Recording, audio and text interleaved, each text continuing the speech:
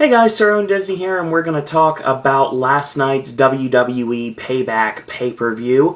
And I want to give my thoughts on the happenings of the event, like I always do here for the WWE broadcast. Every week here on Pop, we talk about Raw, we talk about SmackDown, we talk about NXT. And I'm sure you're wondering where NXT TakeOver is. It looks like it's going to be Wednesday. I'm not exactly sure. Wednesday or Thursday, one of the two. It will be within the next few days. Obviously, it's not today, because today is Payback. It's not tomorrow. Tomorrow is Raw. And I got a Halloween Horror Nights video I need to be doing very soon, because I have a feeling we're going to get some new information, because we already have a little bit, so I hope we get some more. And because of that, I will have to do a Horror Nights video this week, and that would lead NXT to probably be Thursday. When most people, watch the NXT TakeOver video, I have a feeling that I will be in Edge of Tomorrow. So, yeah, that's what it looks like. As of right now, AJ and myself going to Edge of Tomorrow on Thursday, and then watching The Fault in Our Stars on Friday morning. Yay. Not a movie that I want to watch without a female with me, but nothing I can do about that, I guess.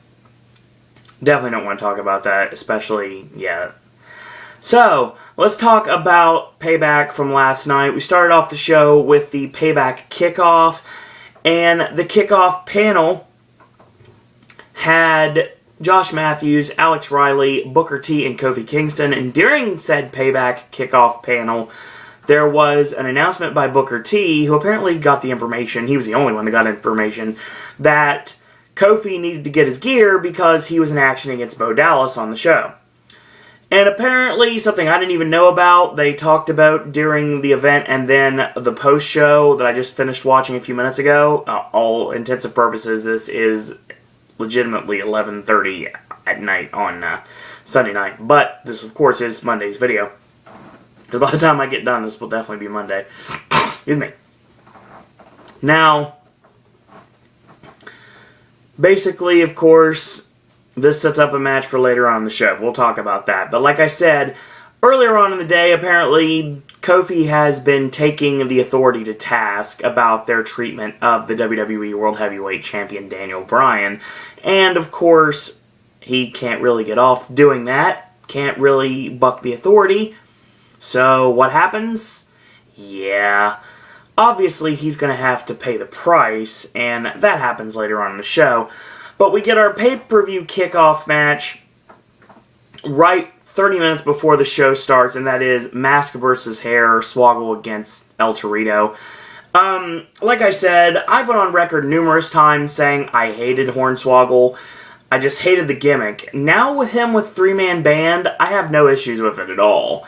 And I really see why they're doing that. He's a really good heel, actually, and it's not something he really got to be before. Not really a great heel. He got to be not like the evil leprechaun that he could have been, but yeah, he was more of a babyface gimmick, and now he's a cocky, brash jerk, and it's awesome. And yeah, I'll give props to Swoggle for doing that gimmick. I'm going to call him Swoggle now because Hornswoggle seems to be more of a babyface gimmick. I'm going to call him Swoggle now, or Swogs, or whatever.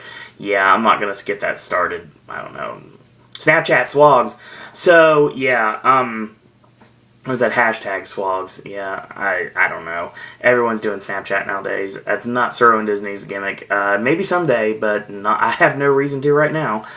So, this match was very short, and it wasn't really much to it. The match, obviously, at Extreme Rules, I thought was a whole lot better, and had a lot more interference that actually made more sense. Of course, Los Matadores and Three Man Band got involved, and there was a lot of miscommunication, and Torito ended up springing to the top rope and hitting a standing moonsault to pin Torito. Well, Torito to pin Swoggle, and that's how the match ended. I will say it was really cool to see that Heath Slater got Rona'd off the apron onto everyone on the floor. Drew McIntyre did a tope con hilo of his own, and he found nothing but ground. So kudos for him to take that bump. And I think this is probably the end of this Hornswoggle Torito feud, and I'm glad it is because it's now over with. During the match, Swoggle ended up trying to take off the mask. He succeeded, of course, just like always when you take off the mask of a baby face, there's another mask underneath, and that led to the finish of the match. So yeah. Then after the match was over, they put him in a tiny barber chair, and they shaved him, like, awkwardly. Like, it's one of the worst, like, butcher jobs I've ever seen in my life. So, Brutus Beefcake would be rolling around in his grave if he saw that. And he's not even dead, folks. So, yes, it was quite a hatchet job by Torito. And he used a straight razor on the head of Swoggle, which was all kinds of bad. So, yeah, then after it was over, of course, during the post-show, Swoggle ended up talking to the press conference. And basically, yeah, he's basically said his career may be over, but of course he was just saying that, and he's like, you know what, this interview's over, so yeah. So Swoggle will continue, and I don't know what they're going to do with this now, honestly, now this is over with. But I'm kind of glad it's over with. I need more wrestling on my show, and I got that in the guise of the opening match on the Payback when the pay-per-view actually kicked off, when the feed for WWE Network went to the main show at 8 o'clock. It was Sheamus defending the United States Championship against the King of Swing, the Swiss Superman, Cesaro, with Paul Heyman, of course, in his corner. I will say it's really nice because this, of course, brought out the first CM Punk chant from the Chicago crowd tonight, and it says, basically, Paul stated that if you want to find him, he's not here. He's down the road at the United Center watching the Chicago Blackhawks. So, of course, that was kind of a boo Paul Heyman.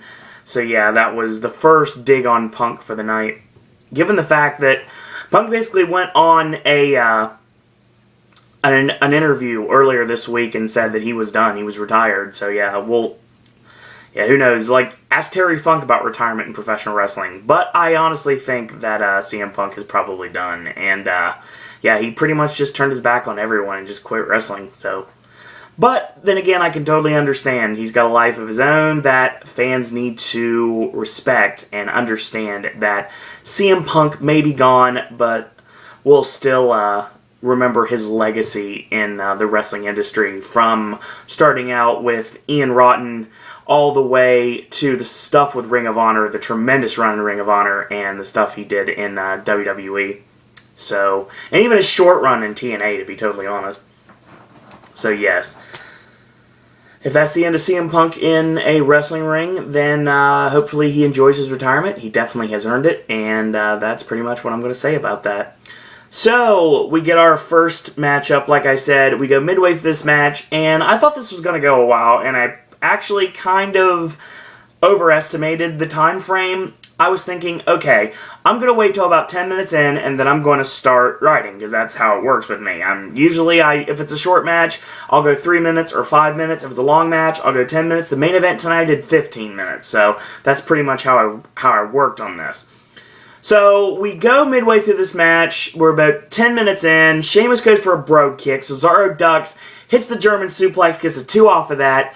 Goes for the neutralizer, gets countered into white noise, 1-2, and a kick out. A double leg, goes for the cloverleaf. Cesaro kicks him off. He charges into a back elbow, a stiff back elbow to the jaw. Goes to the middle rope and gets caught. Double leg, cloverleaf applied. Cesaro makes the bottom rope.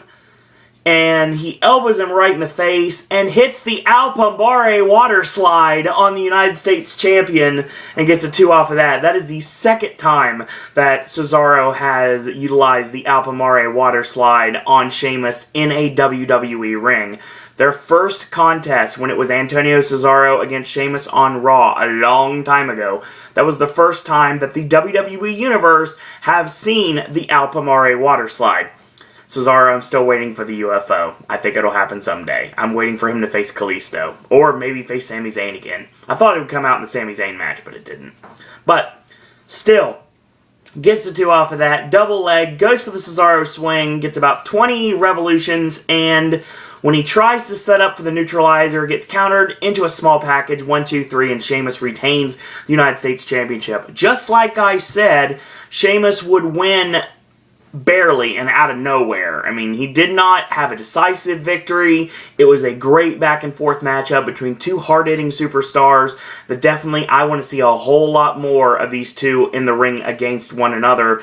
And if it is believed that Sheamus will be turning heel very soon, once Cesaro is your number 3 babyface in the company, which is what apparently everyone is saying he's going to be, then I definitely want to see that feud heat up yet again. I definitely want to see Cesaro and Wade Barrett in a singles match. Yeah, I definitely want to see that match. It'd be pretty awesome.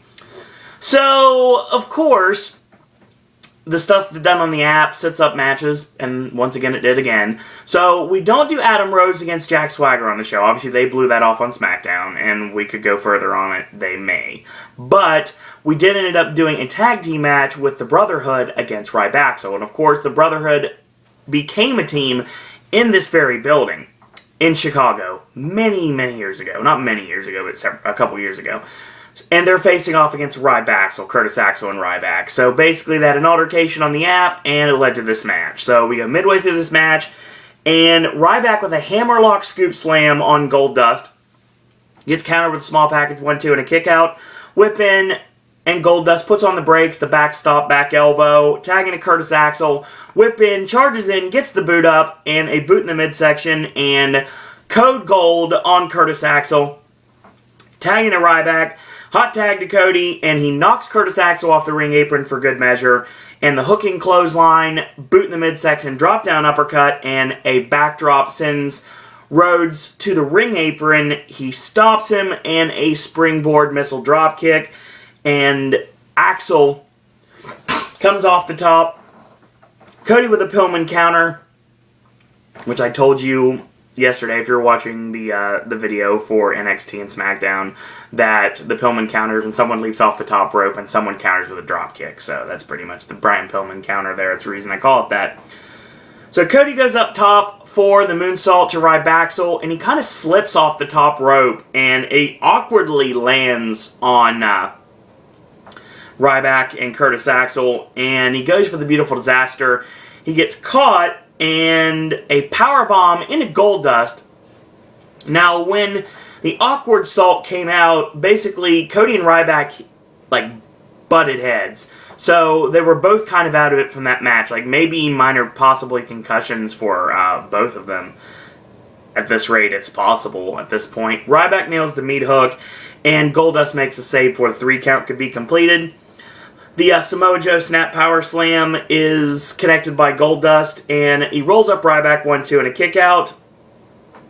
And Crossroads, excuse me, Axel makes a save on the pin. Axel charges, Cody low bridges him, and the beautiful disaster is caught again. Shell shock 1-2-3. Ryback will win. So after the match is over, Cody grabs the mic, looks at Goldust and says, "Brother to brother, you need a better partner than me." And Cody just bombs out. So, everyone was thinking that Cody was going to turn heel on Goldust. They were going to lead to their match, potentially at SummerSlam. If not, maybe Money in the Bank or Battleground, because we have 2 pay-per-views before SummerSlam. It's the beginning of June, folks. It really is. This year is going by fast, and it's awesome. So, that's not going to happen. At least it's not set up with this. You probably still will get that match, but right now Cody's going to do a... Basically, he feels worthless and he needs to get his confidence back before he can do anything of the sort. Joining Evolution, I said that a while back. I don't think it's going to happen now. I don't know if we're going to see Evolution ever again after tonight, but we'll talk about that in a minute. So Cody leaves, and now maybe Cody will find Goldust a new tag team partner, potentially. Who knows? It's any possible way to go with this at this point. Ryback winning again puts them still in a contention for the Usos and the WWE Tag Team Championships. But I think after what happened tonight during the pay-per-view, there is a guarantee that we're going to be seeing the Usos and the Wyatt family on Raw on Monday night, on tonight's Raw. So we get our next match. It's Rusev against Big E, and they butt heads, not accidentally butt heads. They just go at it, they brawl. Big E catches Rusev charging with the STO out of the corner, and he nails one of the maneuvers that he's been using a lot lately, and that is a spear through the ropes to the floor. So he spears Rusev to the floor, and he tosses him and gets a 2 off of that. He goes for the Warrior Splash, but instead of connecting with it, he basically just gets enough to bound off the ropes. Rusev makes him eat the Muay Thai kick, and he steps on his spine and locks in the Accolade, and that's it. Rusev squash like grape. So, yes, this is still continuing. I like Rusev in NXT, but he just hasn't worked in WWE yet. They're slowly building him. Really, for people that didn't watch any NXT stuff, they probably don't think Rusev is a big deal at all. They probably didn't think so at the Royal Rumble, even though he was built up to be something. He hasn't really shown much in his WWE run. If you did not watch him in NXT, I totally understand why you don't get the deal with Rusev. But Rusev is good, he just hasn't been utilized to his full potential yet. And it's clear to me that this is about getting Lana over anyway, but that's another story altogether. That's like Fandango not getting over and Summer Rae getting over, and that's pretty much how that direction was going to go. That was completely not even delved into tonight on the pay-per-view, but there's a lot of things to look into in a 3-hour pay-per-view. This stuff probably be saved for Raw tonight. So we get our Bo Dallas and Kofi Kingston match, of course. Bo gets on the mic and basically tells everyone to Bo leave, and I do. And of course, Kane's pyro hits, and we should have realized because the pyro cannons were around the ring post, and when that happens, you know something's gonna happen.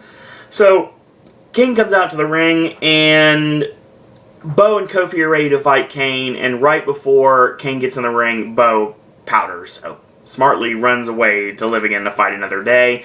Kane makes Kofi eat the big boot after he tosses him over the top rope.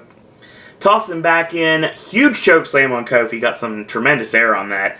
And Tombstone, Kofi laid out.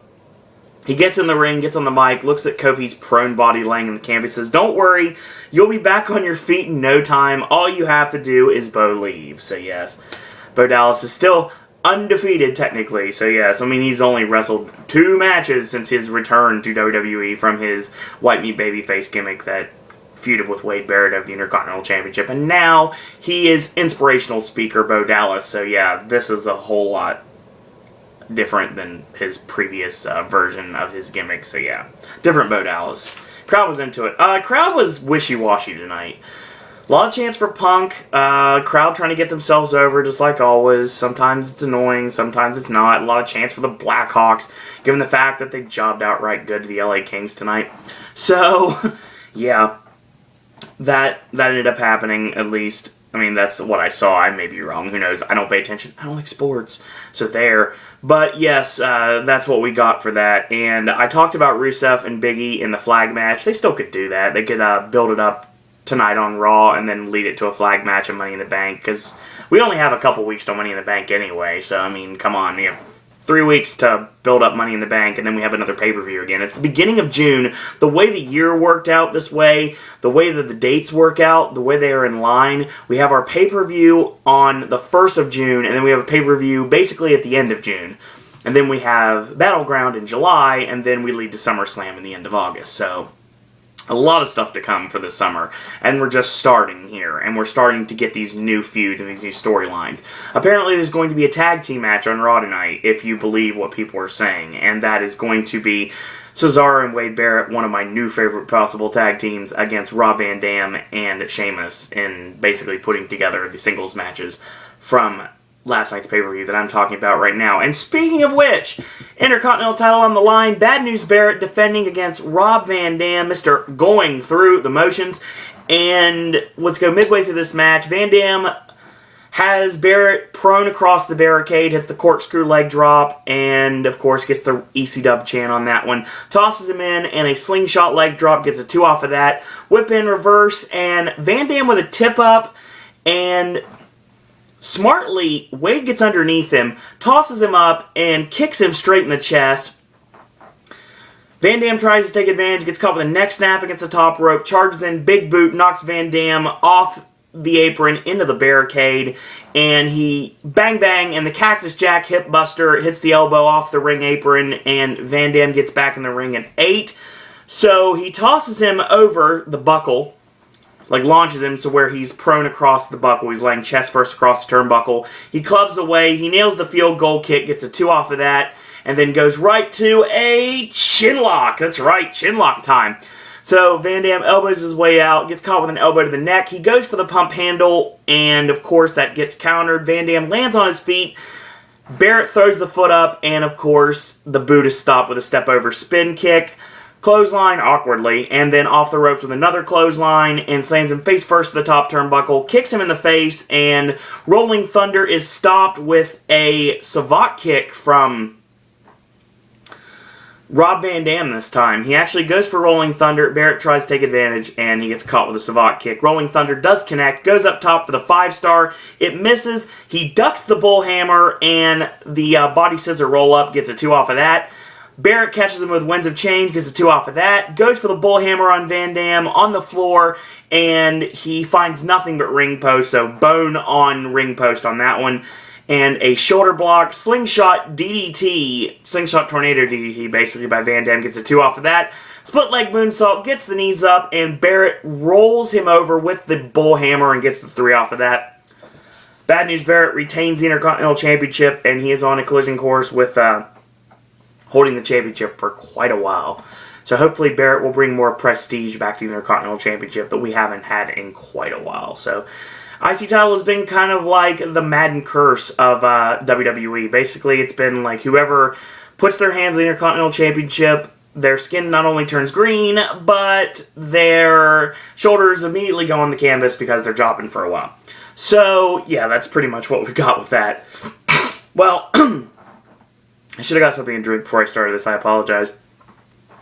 Of course, Stephanie gives Daniel Bryan an ultimatum on Raw and says, basically, you need to come out on Payback, and if you don't relinquish the WWE Championship, then I'm going to just fire Brie. So, that's basically what happens. Stephanie comes out, calls Daniel Bryan out to basically do the right thing. Bryan and Brie come out to the ring, and Steph says, are you going to set a bad example and be selfish?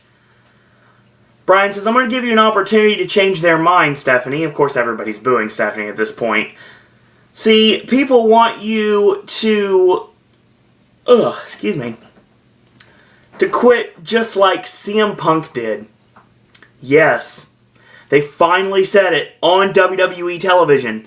We had Paul Heyman mention the fact that Punk was at the Blackhawks game, but did not mention him by name. But the fans are chanting CM Punk, so Stephanie, you can tell she was going to do something. And she says, people want you to quit just like CM Punk did, in those words. And was like, oh, snap! The WWE Twitter just broke. Like, the internet just broke when that happened. It was crazy. So she basically said, surrender the championship or I'll fire Brie. Brie basically stands there, and Bryan says, you know, you're acting very narcissistic, and what's that word I'm looking for? And Brie says, you're a bitch. So Stephanie goes, you know what, let's cut this down. Daniel, you and I both know what needs to be done.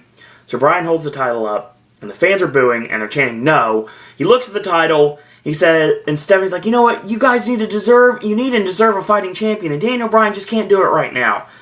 So, hand it over the title right now. Brie stops Bryan before he's about to hand over the championship. Brie says, you know what, you don't control me, I'm not going to be a victim, you can't fire me, I quit. And slaps the teeth out of Stephanie's mouth. They chant yes in the whole crowd. Stephanie runs to the back, just left completely embarrassed, and that's the end of the segment. So yes, another thing I said was going to happen, that Brie was going to quit in order to prevent Bryan from giving up the championship. So yeah, that's exactly what happened. And of course, Bryan's life is going to be completely miserable now. And it does make more sense to a couple of things that are going down right now. Number one, you have been teaming Nikki Bella with Eva Marie a lot lately, and you got to utilize that. And Eva Marie came out with the Bella Twins together, and now it's just Nikki coming out with Eva in her corner, and Eva works, it's Nikki in her corner, and vice versa. Rumor has it Brie wants to take some time off. Obviously, she just got married. She maybe wants to try to start a family, potentially. A lot more on her mind right now than just being a WWE superstar, and that's completely understandable. That being said, this is a perfect opportunity to do just that for Brie. Give her some time off. Give her some rejuvenation time and time to spend with Daniel Bryan, given the fact that he's going to be off the road for a little bit longer as he recoups from his neck surgery. So, of course, the only thing that Stephanie can do now is make Nikki Bella's life a living hell. So that could be really interesting to see what we do with that. But you know what? I think the Authority angle is completely played out. I'm really done with the McMahons on television. Vince is fine. I don't mind Linda. Okay, fine. I'm done with Stephanie McMahon on television. She's nice to look at, but I'm tired of hearing her talk. So, basically, I don't mind Linda. She's okay. Shane's awesome. He'll never come back to television, sadly. And Vince is needed sometimes to set everything right. What happened to that Vince McMahon going babyface, coming back after WrestleMania and setting everything right again? Nope, didn't happen. So, yeah, IWC 0, WWE 1. So, yeah, there's always that. So we get our next match, and it is our last man standing match. And I waited 10 minutes to start into this match. And, of course, you have Rowan and Harper about to attack John Cena, and then Bray, of course, gets on the ring apron. So all three are about to attack Cena. Usos music hits, they run out, so of course we have an even playing field. So, last man standing, John Cena against Bray Wyatt, and this match was awesome, to say everything possible. Cena gets in the ring, puts a table in, sets it up, and he gets caught with a boot, and Bray with a suplex throw sends Cena through the table. He's up at 8. So Bray puts the steps in, he picks up the steps, charges at Cena and nails him, stands on the steps, and basically, like it's a soapbox, and drinks in the adulation from the crowd. And they're definitely on his side, pretty much, unless it's a child or a teenager. It seems like it's basically split half and half for Cena and Wyatt in this, especially with the crowd. Let's go Cena, Cena sucks, you know the normal stuff.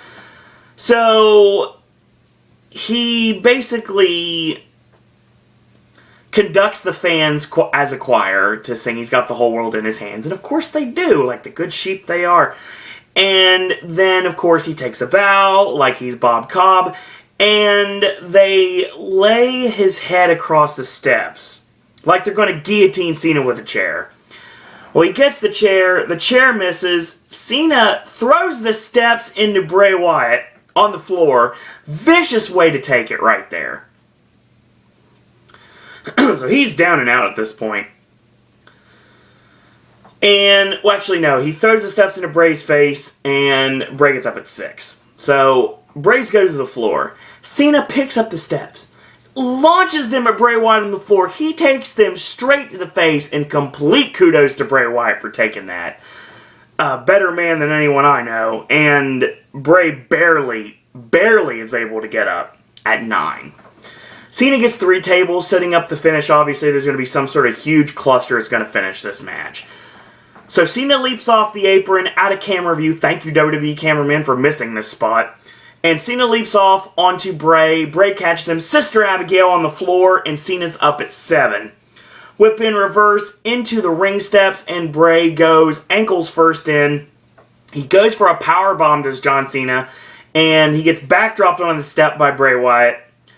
So, basically, Bray says, get out of the way, get out of the way.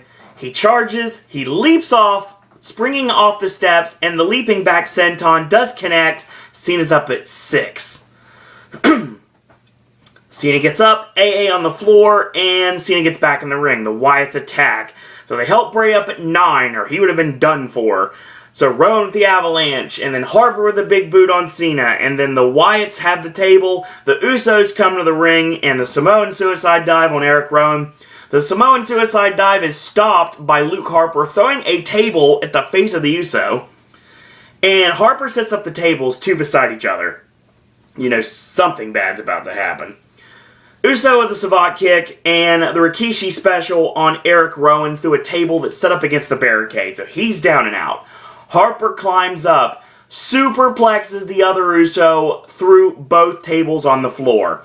We're really setting up for the Usos against the Wyatt family in a double tables match. I almost guarantee they're going to do that.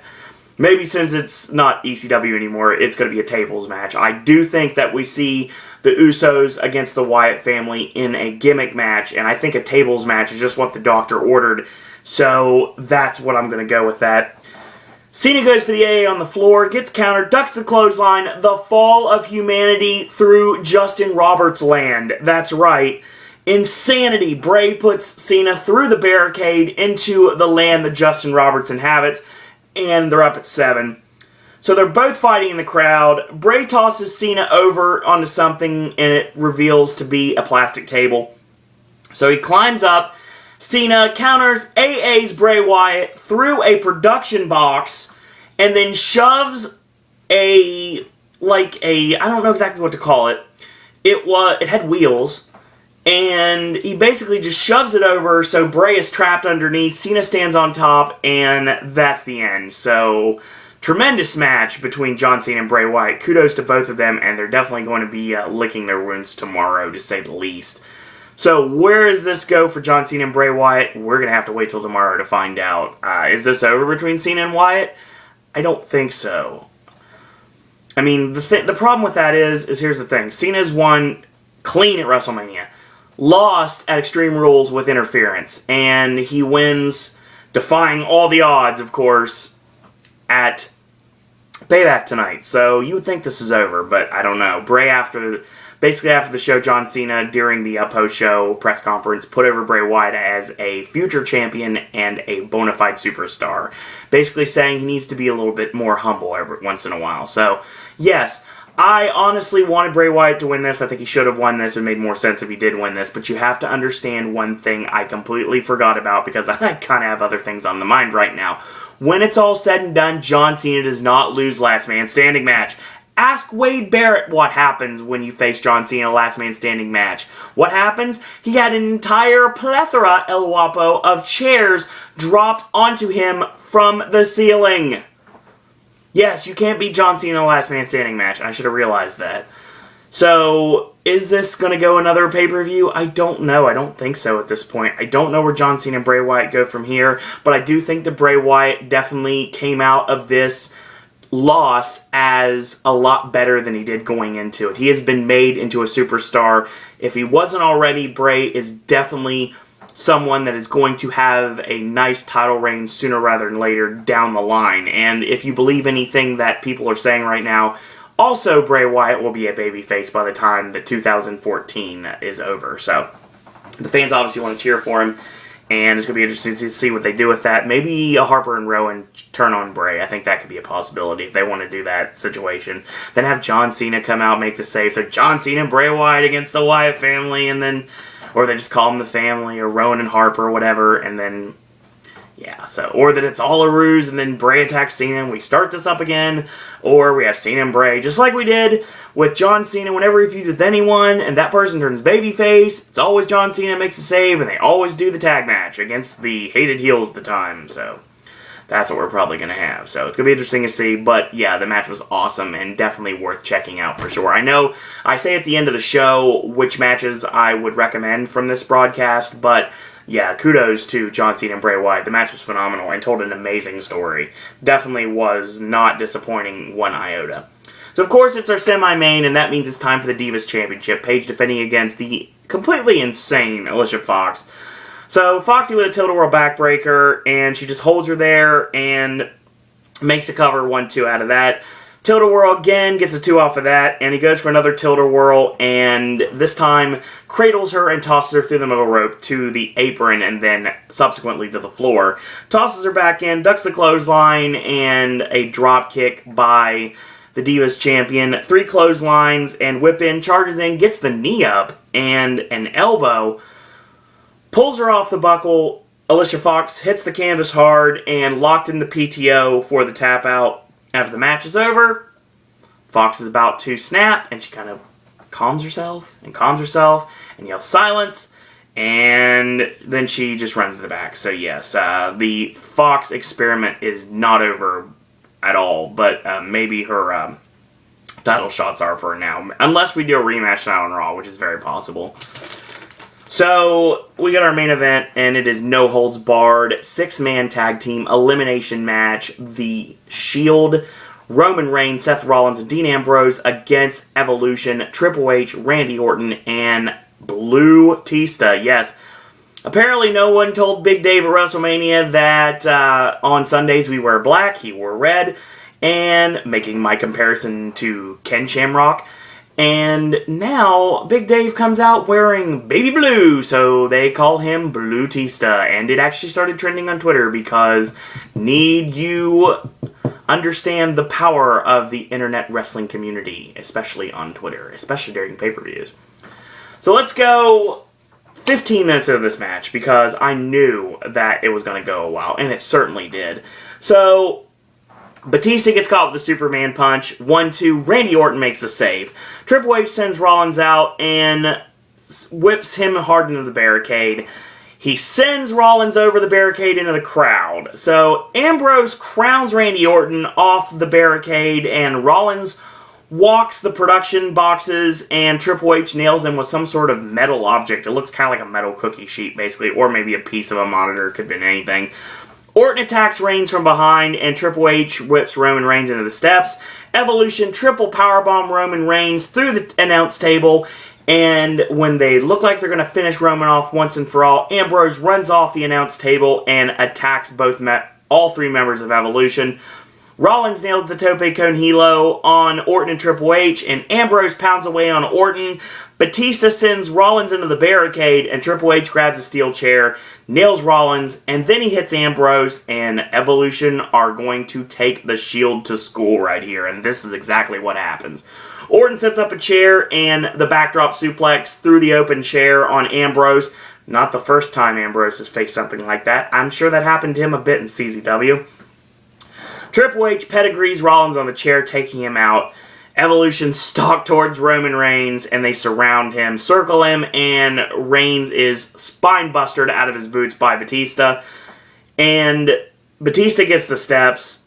They rip Roman Reigns' vest off. Then they take his shirt off, and of course all the girls mark out. So Orton grabs Singapore Kane, and Triple H grabs the Singapore Kane, and they lay Roman across the steps. Like they're crucifying him, basically. And they Michael fade Roman Reigns' ass over and over again. And if you don't know what I mean by that, they basically did what they did to Tommy Dreamer in ECW. They repeatedly caned him with Singapore canes. And they would take their time with one member of Evolution holding Roman Reigns down, and the other two just beating him mercifully with Singapore canes. And then they would change it up, and then the other one would do the same, and another one would hold him down, and the other one would cane him again. And I speak with my hands, you should know this by now. So Evolution just beat the tar out of Roman Reigns, leaving welts on his back that were going to be here for several days, at least a couple of days, if not a week.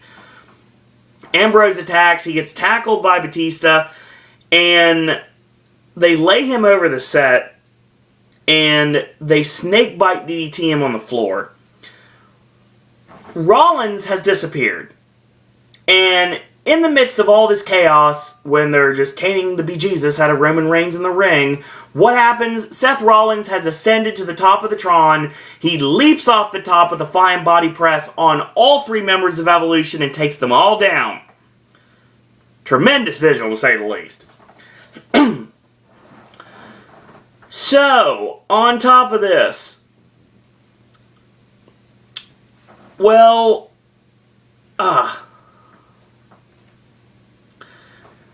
he charges in, he gets the boot up, and Rollins to the middle rope, and he gets speared by Batista. Batista bomb, he lands on his feet, countered, Roman spears Rollins. Roman spears Batista, and Seth makes the cover 1, 2, 3, and Batista is the first one eliminated. Rollins goes to pick up Orton, and Orton RKO, and then Roman Reigns makes a save right at 3. The snake bite on Roman is stopped with a chair shot to the back from Ambrose. Ambrose hits Dirty Deeds on the chair.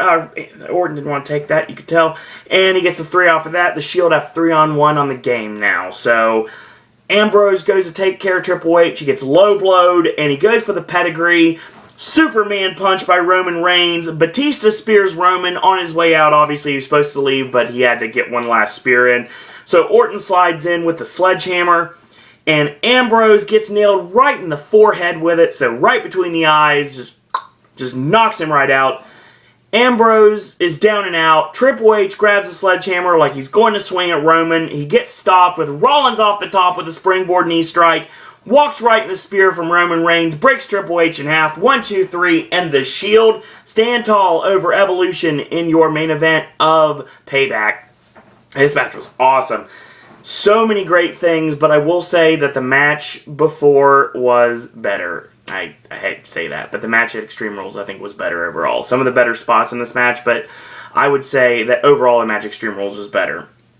And it's interesting I say that because I think the match that Bray and Cena had tonight was actually better than the match at Extreme Rules, so it's completely opposite from what I said. So that was Payback, and real quick I'm going to talk about what I recommend from this show. Cesaro and Sheamus, absolutely, definitely recommend that. You know, the Brotherhood and Red Axel wasn't bad at all. I'd recommend that. Wade Barrett and Rob Van Dam, it was pretty good. John Cena and Bray Wyatt, without a doubt, and the main event, which was the Shield Evolution. Totally would recommend that. So what happens on Raw tonight? Obviously, there's going to be hell to pay for Daniel Bryan for what Brie did, and you got to take it out on somebody. I think Nikki Bella is going to be the one that they get it taken out of at some point. I think that's going to be in the case. Kane's still the lapdog of the Authority. I'm sure that's going to continue. Will we see Bo Dallas against Kofi Kingston tonight on Raw? I think that's a possibility. And who can go after the Shield now? I got one word for you. Ascension. Victor tweets and basically saying that rest up, Hounds of Justice, because, I'm paraphrasing, bringing chaos creates more chaos. So how about the Ascension to go after the Shield? I think that would be an awesome idea. You gotta get the titles off the Ascension first, but I think that'd be a great idea. Send the Shield to face the Ascension. I think that would be awesome. Get one more member for the Ascension, and then we have them face the Shield. I think that would be totally an awesome feud to do. So, what do we do tonight? Are we getting more from the Fandango and him going back and forth with Layla and Summer Rae? Is that going to continue tonight? I'm sure it will. Adam Rose will probably be on the show tonight to send the Exotic Express after someone else, unless Jack Swagger still wants some. What's going to happen with Cody Rhodes and Goldust after what happened tonight at Payback? Ryback's getting another title shot. I think that's going to happen sooner rather than later. Rusev to go into his next victim, potentially? Or is the feud with Big E going to actually be a feud, not just a one-off? So, what's going to happen in the tag match? Cesaro and Barrett against Sheamus and Van Dam. Match going to be awesome. Very much looking forward to that. We're going to see a new maneuver from the WWE Universe that I've never seen before from Cesaro. Are we going to see the UFO? Who knows? Maybe happen sooner rather than later. So, what's going to happen with the Wyatt family? We're going to get the Wyatts and the Usos tonight for the WWE Tag Team Championships. I think that's a possibility, and I think that they're for sure going to meet at Money in the Bank. What is the next chapter of John Cena and Bray Wyatt? Where are we going from here? What is going on with Alicia Fox? Who is Paige's next challenger? And what is Triple H going to do with the fact that Batista was the first man pinned out of the match? Shield lost no men in the 6-man elimination match, so obviously there's going to be hell to pay given the fact that Big Dave was the first person to eat that 1, 2, 3. So who knows, maybe Triple H and Randy Orton are going to bring another fella into Evolution, if you're picking up what I'm putting down, unless Evolution is done. And the only reason I would say that would be the case, Batista will probably, if he's on Raw tonight, he's basically going to take a beating, and that's going to put him out so he can go promote Guardians of the Galaxy. Makes total sense to me. So yeah, that was Payback, and yeah, it was a lot better than the last video was. I apologize for the SmackDown video. It was kind of disjointed. I apologize for that. A lot of things have been on my mind lately. There's been a lot going on. A lot of things I'm definitely not going to talk about, especially not here on the internet. So there's always that. So wrestling fans, I'll join you yet again tomorrow for Monday Night Raw, and we're going to talk NXT TakeOver, it looks like, on Thursday. And then I will do SmackDown this coming Saturday, so that's coming up. AJ's movie reviews, we'll be talking about, of course, the new release movies, and that's the ones that we're going to be watching on Thursday as well as Friday. And also, we have access to Locke and Palo Alto, so we're going to probably be doing those very soon. Ty West's new movie, The Sacrament, is also coming up as well, and Snowpiercer and Enemy. Look for those very soon on Pop as well. New reviews and a brand new Versus coming out this week, so that's going to be fun. As always, Halloween Horror Nights news coming up later this week. For all of you out there that are watching my Horror Nights videos, I want to thank each and every one of you out there for getting me to almost 38,000 views in a short amount of time. We just celebrated the 1-year Pop-iversary, so obviously we haven't been a channel for as long as some of you channels out there have been, but I will say that we're doing very fine, and I want to thank all of you out there for getting us to 37 275, that's what we got right now as of this moment. So thank you out there for believing in Pop and continuing to watch this channel and all the awesome content that me, AJ, and occasionally Ben and Will bring you. And soon Ashley will be debuting on this channel later this month. So, in the meantime, if you like these videos, tell your friends about them, leave a comment, do subscribe, and help spread the word about Pop. Like our Facebook fan page if you haven't yet already, or spread the word so someone else will like it. It is Suro and Disney Pop on Facebook, facebook.com/Suro and Disney Pop. And if you want to be my friend on Facebook, send me a friend request. It's Owen Disney. If you want to follow me on Twitter, find out my tweets, you're more than welcome to tweet me. It's at Suro and Disney. Last but certainly not least, I want to send your thoughts, comments, queries, and opinions. You want to give me your opinions on Payback, the state of the WWE right now, state of professional wrestling right now. Want to talk about my former wrestling career, or if you want to ask me questions, answers to questions I would definitely not answer on the internet. If you want to know anything personal about me, I don't want to break out to everyone. Go ahead, send me an email, suroanddisney@gmail.com. In the meantime, I do want to thank you guys and girls out there for watching, and until tomorrow, boys and girls, that's all I got to say about that.